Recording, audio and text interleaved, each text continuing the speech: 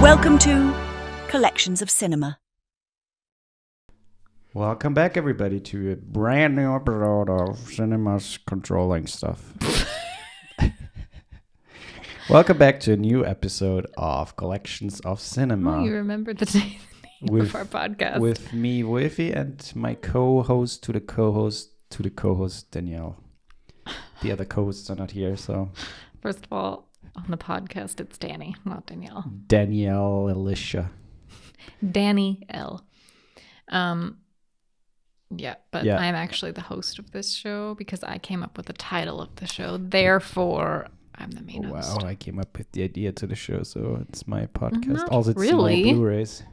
You didn't come up with the idea. Yeah, we I both did. came up with the idea. No, we that's were okay. talking about doing a movie podcast. And you came up with incorporating your collection, and I came up with picking at random, sir. Okay. It was a joint effort. Let's explain it for a new listeners, if there is a new listener out there, because you skipped Deadpool. That might be, even though Hot Rod is out already. So if you have not listened to that episode, I think that's a banger. So basically, Deadpool 1 and 2 was just a way to get in because it was very topical at the time. Yeah. But now we are full on in the program, and the way we do it, the way we choose the movie is by asking you, the listener, on Instagram. Sorry, what you hear in the background might be the dog. But we ask you, the listener, on Instagram and on Threads, specifically to post a number once in a while, and that number is then basically the movie. Yes, because you have a film collection of over 1,000 Blu-rays. Right. And so if you want to take part in that, we post on our Threads, we post on our Instagram. What I just said. Literally. Yeah, I know, but I'm just saying if people want to take part in it. That's what I also just said. Oh, sorry. I was paying attention to the dog I because know. he was being cute.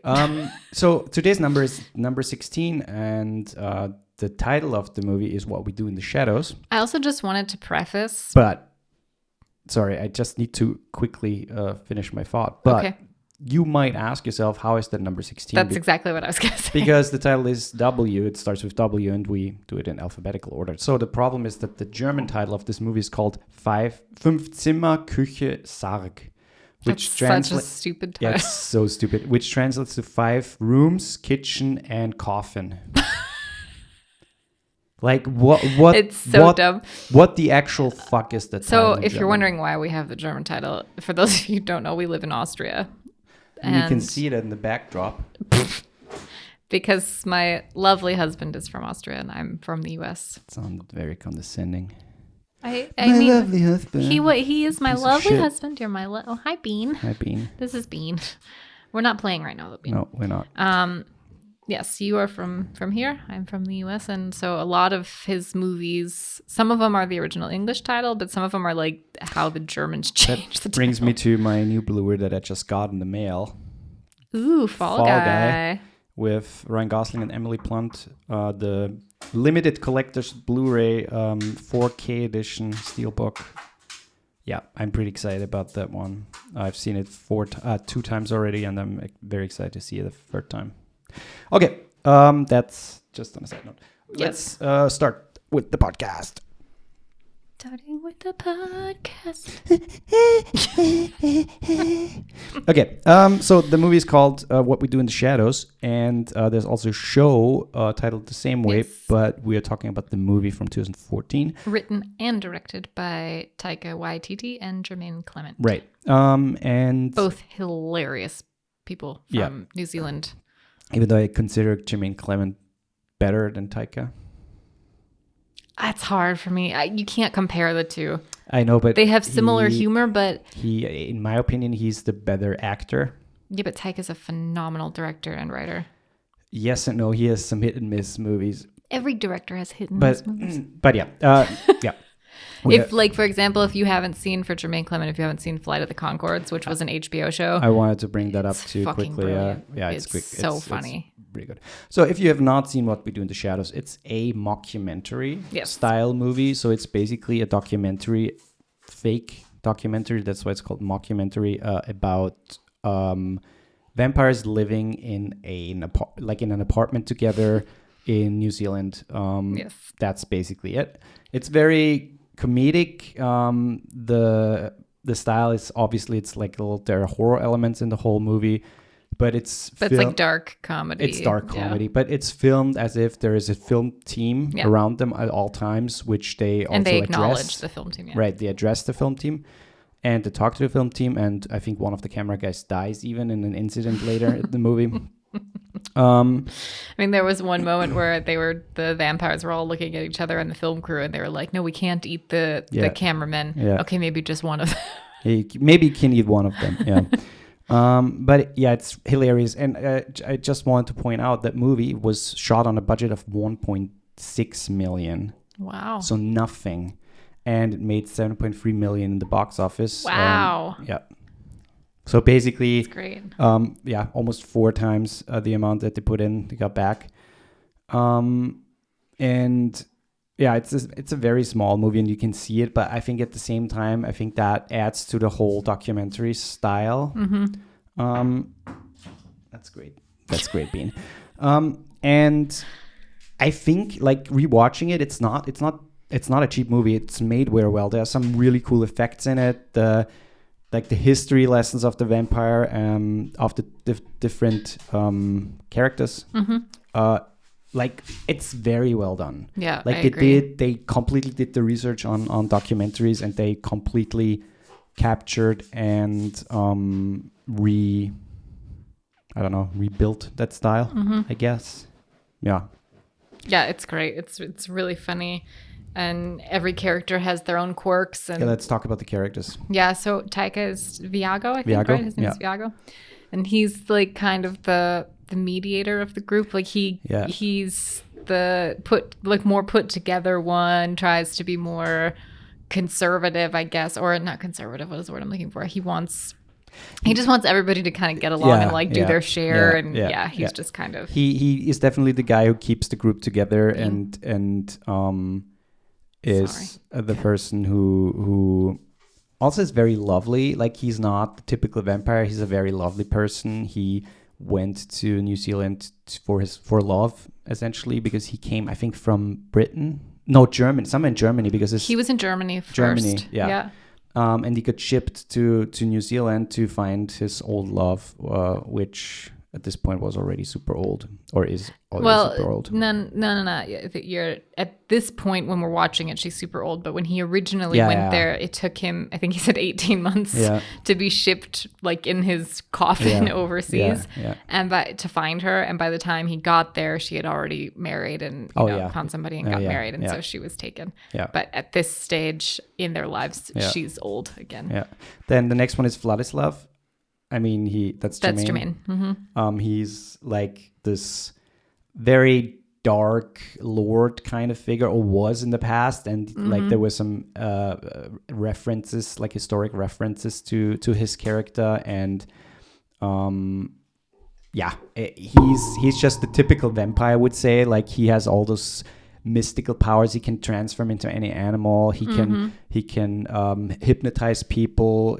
He can make them do stuff, all that shit. But Taika's character at one point said that he used to be super powerful, but he's lost some of his ability. Take his ball. And I'm taking the ball away. He's lost some of his ability. And now, like when he tries to change into an animal or something, he gets the face wrong. Yeah. So it's like we see it at the beginning. There's like he's a cat on the bed or something, and his face is still Jermaine Clement. Yeah. And then Deacon is I don't know. He's a weird character. He's the young. They say the young hip vampire, and he's still. I mean, they're all over 100. Yeah. But they all look young, obviously. But they're all over 100, and Peter, he's the young guy. Peter is like the oldest. He's like the most vampire-looking guy, and he's really funny because he doesn't speak, right? Not really. A little. I think he has like 1 or 2 lines, but for the most part, he grunts most of the time. Yeah. But it's funny because the first time we get introduced to him, Taika is going down into like the basement where he has his tomb, and he opens the tombstone with this massive stone in front of the coffin. And Peter is just like this frightening figure with this massive teeth in there. Like he looks a little bit like Nosferatu of the old Nosferatu movies. And he's like, we have A house meeting in like 15 minutes in the kitchen. So if you could come. And Peter's just looking really annoyed. And then he just grunts. He's like, okay, it's fine. Yeah. And then, I mean, there's also, I think it's my favorite character. It's, what's his name? Oh, the actor who plays Murray in Flight of the Conchords? No. Okay. Stu. Stu is great. Stu, who works in computers and stuff. He's just a human. Yeah, he's their human friend. He originally comes from... what is the one guy that Peter gets? What is his name? That he didn't want to be. It doesn't. I don't really remember matter. his name. But yeah, Peter transforms one, and he's the best friend of that guy. And Stu is basically just a human being. He just hangs around. Mm-hmm. He helps them with computers. He sets up their like internet and Wi-Fi and all that shit. There's one moment where he's like showing them Google and like the Google search. Yeah.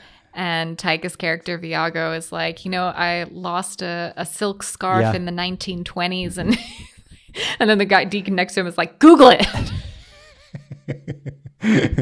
That's really funny. It's really funny. It's really sweet. Like, it's kind of an endearing movie in that sense where it's like they don't really have any understanding of the outside world. I mean, they go into town at night to hit some clubs, but... obviously, they take a lot of like those vampire references. For example, they can't go into buildings unless they're invited. So they stand in front of the club like, are we invited? Do you invite us in? And of course, not every bouncer is like, yeah, sure. Some bouncers like, just move. And so they can't go in, and it's stuff like that. It's really funny. And how they just are very consistent with that. For example, the one guy eats like a piece of fry at some point, and everybody's like, I wouldn't do that, and then he just pukes blood like for 5 minutes straight. And I really also like the making people believe seeing things. That scene with the cops is so funny. Like, that's one of the best scenes. Like, cops are called because something was really loud at their house. Yeah, one of the neighbors called in a disturbance because they were fighting over something, and then so they came in, and two of the vampires are just floating in the kitchen, and they're like, oh my god, and everybody's like, shit. No, because Taika hypnotizes them when they walk in, and he's like, you won't notice anything out of the ordinary. Yeah. And so they don't see anything, but at some point they're like, oh my god, do you see that? And the other cop is like, oh yeah, I see it. There are no fire alarms. And obviously you are like, oh shit, they saw. And there's like a guy on the ceiling. Right. And there's a dead guy on the floor, and they're just like, sir, are you okay? And then they're going down in the basement, and there's like this burnt corpse of Peter. Sorry, spoiler alert. And then like a vampire hunter who's also dead under like the tombstone. And they're like, oh yeah, he's drunk. And it's so funny. So good. It's really funny, yeah. The story, I wouldn't say there's much of a story in itself in the whole grand scheme of things. I mean, it's kind of like, when we did the movie of the week and we were talking about Everybody Wants Some. It's similar in the sense where it's like nothing really happens. There's not like a massive plot to it. It's just their lives. This is happening. We're just watching them live their lives for whatever period of time it is. Yeah, and they have encounters, different ones. They go to this vampire party, and they bring Stu there, and that's a problem because all of a sudden Stu is surrounded by vampires, zombies, and other like ghouls and all other mystical things. They have encounters with werewolves, which is also very funny because they are like, if one of them swears, they are like, werewolves, not swearwolves. Which is also super funny. Set it up. I mean, but no, the werewolves are really funny. The leader, the alpha, is what is the actor's name? I always forget his name. He's so funny. I mean, he's funny in everything that he's in, but he is a big character in Flight of the Conchords. He plays their band manager, Murray. But he's the alpha werewolf, and they're like in their pack, and when they come across the vampires, and they're gonna have like this they're fighting back and forth with each other. Brit. No, it's a Reese Darby. Reese Darby. Yep. And they're like basically talking shit at each other, and one of the werewolves says swear word. Yeah. And Deacon, his name's what is his name? I don't know. Wait, I wrote it down. Maybe I didn't. It doesn't matter. The leader, Reese, looks at his werewolf buddies and he's like, "Hey, what is this? What do we always say? What are we? We're werewolves, not swearwolves." Like, it's like this cult. Yeah, it's really so funny. It's really funny. I mean, there are a ton of really funny quotes. Mm-hmm. I mean, you could just go in them. I mean, one is them like, "We drink virgin blood because it sounds cool." Like they're like, "Oh yeah, I would like have a virgin." And then they just illiterate, like illiterate, like, okay, we just do it because it sounds cool, not because the blood is better or something. That's Deacon. He says, "I think we drink virgin blood because it sounds cool." Yeah. And Vladislav is like, "I think of it like this: if you were going to eat a sandwich, you would just enjoy it more if you knew no one had fucked it." Which is really funny. It's a great line. Yeah, so funny. Yeah. Or there's another one from Viago, from Taika. He says, "Yeah, some of our clothes are from victims. You might bite someone and then you think, ooh, those are some nice pants." Yeah. Yeah. I mean, in the grand scheme of things, I think it's probably one of the best mockumentary style movies out there. Yeah. Like comedic ones. Mm-hmm. There are other ones that are just purely horror or thriller or whatever. But in terms of comedy, I think that's one of the better ones. And the weird thing, it's a short movie. It's 1 hour and 25 minutes. Mm-hmm. It's super short, but I think it totally works because it doesn't have that much story to tell in the grand scheme of things, even though there is a story arc, and the ending is very satisfying. But it's interesting because we watched two seasons of the show from FX, and it's good. And some of the characters of the movies have like cameos in the show as well. And it's not set in New Zealand. It's set in Brooklyn, I think, New York. But what is he doing? He's just biting. Okay. And it's good, but the show shows that the concept is not made for it to be dragged out so long. At least that's what I got from the show, and I think that was, for me at least, the main reason why we stopped watching it. Yeah. I mean, it was consistently good. It was not at some point, like, it didn't get bad at some point, but I feel like the concept of the whole, okay, this is a mockumentary, we're following vampires around, and they have problems with other clans, and they have like maybe a servant who brings them fresh humans, virgins, whatever. I feel like it doesn't work out that well in a serial adaptation. Yeah. Yeah. I don't know. Even though the cast is great in the show. The characters are all really well written, I feel like, and they're funny. Yeah. But it doesn't, for me, it just didn't hold up to the film. Like, the film characters were just so much, you loved them so much more, especially Viago. You just love his character. He's so adorable. And yeah. No, it's, I think, probably, I don't know, one of the better mockumentary, like comedic mockumentaries that are out there, I would say. But yeah, do you have something else? I do. Before we go to movie of the week, I would like to just close it with one more quote. Yeah, do it. This was from Deacon, and I think it's when he turns... Yes, this is when he was turned into a vampire. He was turned by Peter. Yeah, genau. So Deacon says, "One day I was selling my wares and I walked past this old creepy castle and I look at it and think, very old and creepy. Then this creature flies at me. It dragged me back to this dark dungeon and bit into my neck. And just at the point of death, this creature forced me to suck its foul blood. And then it opened its wings like this and hovered above me, screeching, 'Now you are a vampire.' And it was Peter. And we're still friends today." Yeah, that's really funny. It's so funny. Yeah, movie of the week. Wait, sorry, one more thing. Yeah, At please. the end, it's so funny. With Taika, he finds the woman that he originally came to New Zealand for. Yeah. And now she's old and she's like 96 or something, 94 or something like that. Yeah.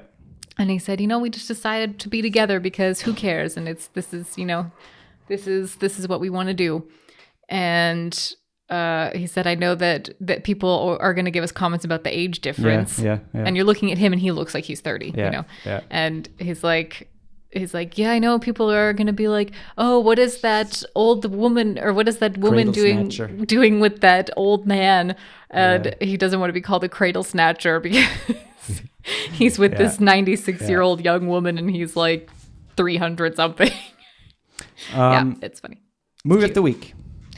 Movie of the week. Na, na, na, na. So the next time we're not having Bean in the room anymore because the fucking dog is annoying as shit. Yeah, for anyone who's not watching on YouTube, you should go watch on YouTube because you'll see some Bean. Some Bean Okay. boy. So we watched not that many movies. We watched The Mist from 2007. Across the Spider-Verse. Half you watched Across the Spider-Verse. I was on the phone with my mom. Ghostlight. And that's basically it. Ghostlight for me is movie of the week. I would also say Ghostlight because it was a new movie. It's from 2024. It's a very sweet movie. I don't want to say too much, but essentially a construction worker finds his way into like a Shakespeare play, Romeo and Juliet. Into acting, by accident, more or less. And as the movie or the story unfolds, we get to find out that there's more to his history of the family, and it's very sweet. It's a very low budget indie movie. I mean, I would go so far as to say, without spoiling, because it doesn't spoil anything, he feels connected to the play that they're doing. I won't even say what play, but he feels like connected. You did. I thought you just said Shakespeare. But he feels connected to the story, and it helps him work through some hardships of his own that him and his family are dealing with. And it's a really beautiful story. He's a wonderful actor. I mean, everybody is. The daughter's really great too. But I think before we watched it, we read a review and somebody just said, like, I laughed as much as I cried. And it's absolutely true. Like, it's a beautiful movie. I wouldn't necessarily say it's lighthearted, but it has lighthearted moments. The thing is, it's a movie taken basically out of life itself. It's not over the top. It feels very real. It's a very real story. The actors are great. There's no like really known actor in it, but which makes it even better, I think. It's a I feel like it makes it easier to connect to the characters. Ghostlight, check it out. It's probably already streaming it's really great. Or online to get. Yeah, that's it. Next movie. Next week. Is number 44, which is American Pie. American Pie.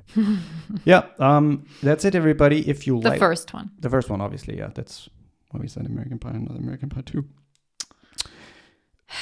Yeah.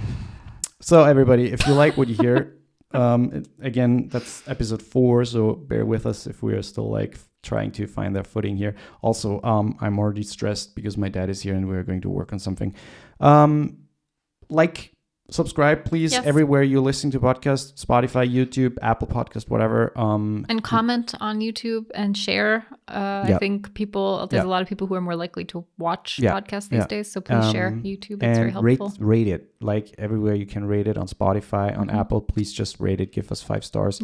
Share on Instagram, get it out there if you enjoy the episode. And if you want to rate, or if you want to find with us the next movie, then connect with us on Instagram and Threads, and look out for in the poll. Right. Look out for it. That's it. Bye. Goodbye.